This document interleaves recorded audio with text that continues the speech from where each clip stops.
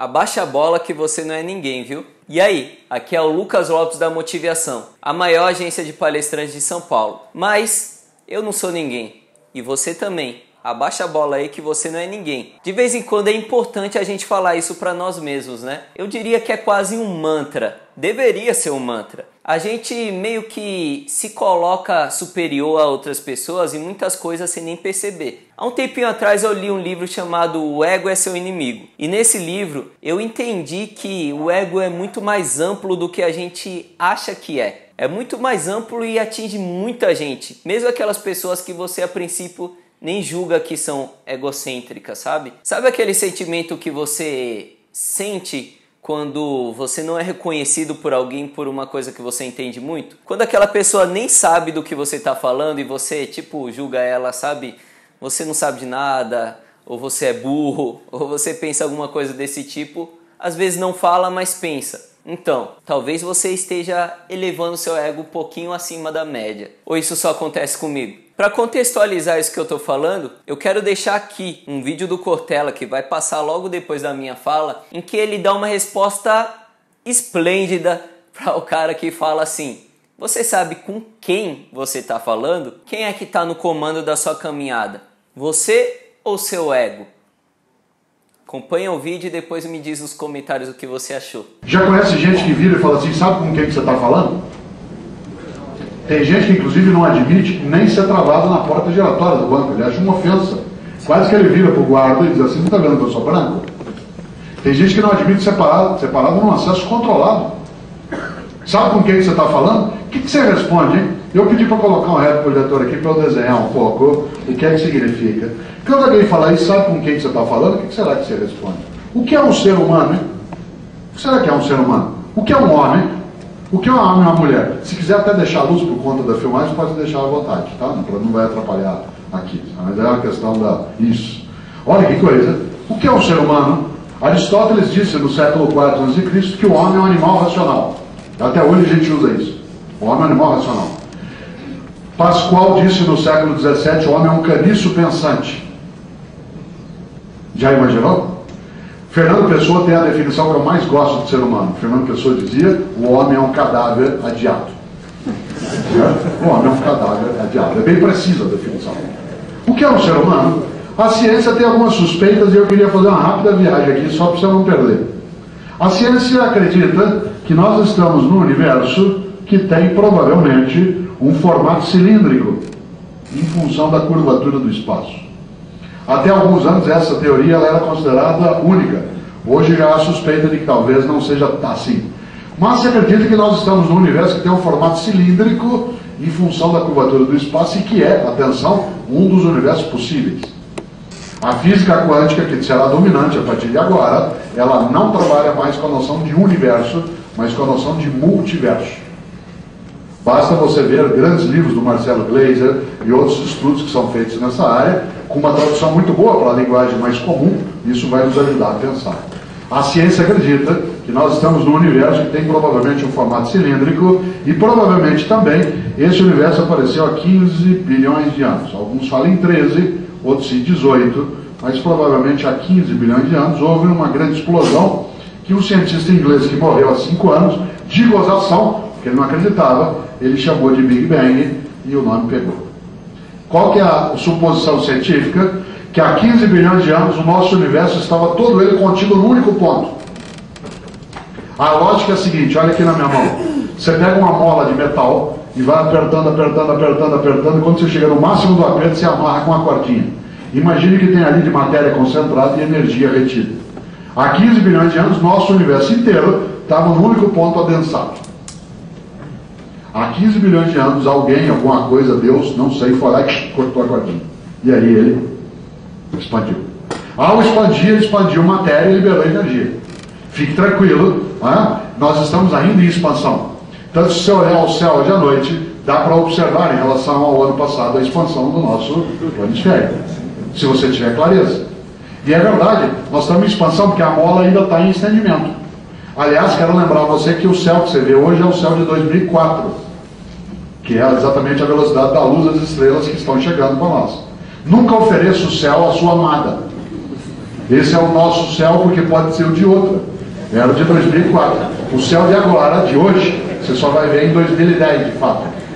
Ora, há 15 bilhões de anos houve uma expansão aceleradíssima de matéria e energia, nós estamos em expansão. Você vai concluir o óbvio comigo, né? Quando chegar no ápice da expansão da bola, ela vai voltar. E depois parece que esse processo ele é sistólico e diastólico como o nosso coração. Talvez os orientais conheçam isso melhor, porque eles têm religiões que trabalham com a noção do expandir e recolher.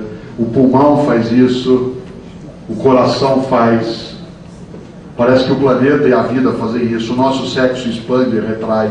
Parece que tem um segredo na vida no sistólico e diastólico. Não sei. Aí é uma questão de crença. De qualquer forma, né, há essa. Fique tranquilo, porque esse encolhimento a ciência já calculou, vai se dar em 12 bilhões de anos. Até lá você já está aposentado pelas novas regras. Por isso que eu fiz o meu PGBL no banco, exatamente para poder me garantir. Olha só, há 15 bilhões de anos houve uma expansão aceleradíssima de matéria e energia. Essa matéria se concentrou naquilo que nós humanos chamamos de estrelas, e as estrelas se agruparam no que nós humanos chamamos de galáxias. Galáxia em grego é leite. A ciência calcula que no nosso universo haja por volta de 200 bilhões de galáxias. Não são 200 galáxias, são 200 bilhões de galáxias. Uma delas é a nossa, que fica aqui na porta de saída do universo, que é a Via Láctea, e que é leite em latim. Que não é uma galáxia assim tão grande, ela tem apenas 100 bilhões de estrelas. Uma dessas estrelas é a nossa. Quando era criança a gente chamava de estrela de quinta grandeza. Agora é chamada de estrela anã, que é o Sol. O que é o Sol? O Sol é uma estrelinha, entre outras 100 bilhões de estrelas, compondo uma única galáxia, entre outras 200 bilhões de galáxias, num dos universos possíveis e que vai desaparecer. Em volta dessa estrelinha giram massas planetárias sem luz própria, 9 para ser mais exato, talvez 8. A terceira delas, a partir do Sol, é a Terra. O que é a Terra? A Terra é um planetinha que gira em torno de uma estrelinha, que é uma, entre outras, 100 bilhões de estrelas, compondo uma única galáxia, entre outros 200 bilhões de galáxias, num dos universos possíveis e que vai desaparecer. Veja como nós somos importantes. Tem gente que acha que Deus fez tudo isso só para nós existirmos aqui. Esse que é um Deus inteligente. Entende a relação custo-benefício? Tá? Ele faz bilhões de estrelas, galáxias, só para nós existirmos aqui. Tem gente que acha que coisa pior. Acha que Deus fez tudo isso só para essa pessoa existir ali. Com o dinheiro que ela carrega, com o sotaque que ela usa, com a religião que ela pratica, com o cargo que ela tem dentro do banco ou na universidade, com a cor da pele que ela tem. Já imaginou? A ciência sabe desse nosso planeta tem uma coisa chamada vida. É engraçado que tem gente que acha que só tem vida aqui, porque isso aqui é tão pequeno, né? A ciência calcula que no nosso planetinha haja por volta de 30 milhões de espécies, mas até agora só classificou 3 bilhões de espécies de vida diferentes. Uma delas é a nossa, Homo sapiens. A nossa espécie é uma espécie, entre outras 3 milhões de espécies já classificadas, que vive num planetinha que gira em torno de uma estrelinha, que é uma, entre outras 100 bilhões de estrelas, compondo uma única galáxia, entre outros 200 bilhões de galáxias, num dos universos possíveis e que vai desaparecer. Essa espécie, em 2007, que é onde nós estamos, tem 6 bilhões e 400 milhões de indivíduos. Um deles é você. Quem és tu? Tu és um indivíduo entre outros 6 bilhões e 400 milhões de indivíduos, compondo uma única espécie, entre outras 3 milhões de espécies já classificadas, que vive num planetinha que gira em torno de uma estrelinha, que é uma entre outras 100 bilhões de estrelas, compondo uma única galáxia, entre outros 200 bilhões de galáxias, num dos universos possíveis e que vai desaparecer. E o Romário? O Romário não, o Romário está acima. Já pensou? Já imaginou 6 bilhões? Quem é você? Quem sou eu? Quem sou eu para achar que o único modo de fazer as coisas é como eu faço? Quem sou eu para achar que a única cor de pele adequada é a que eu tenho? Quem sou eu para achar que o único lugar bom para nascer foi onde eu nasci? Quem sou eu para achar que o único sotaque correto é o que eu uso? Quem sou eu para achar que a única religião certa é a que eu pratico? Quem sou eu? Quem és tu? Tu és o vice-treco do subtroço. Por isso que na minha vida, todas as vezes que alguém chegou para mim e falou assim, sabe com quem que você está falando? Eu falo assim, você tem tempo? Senta aqui que o tio filósofo vai te explicar.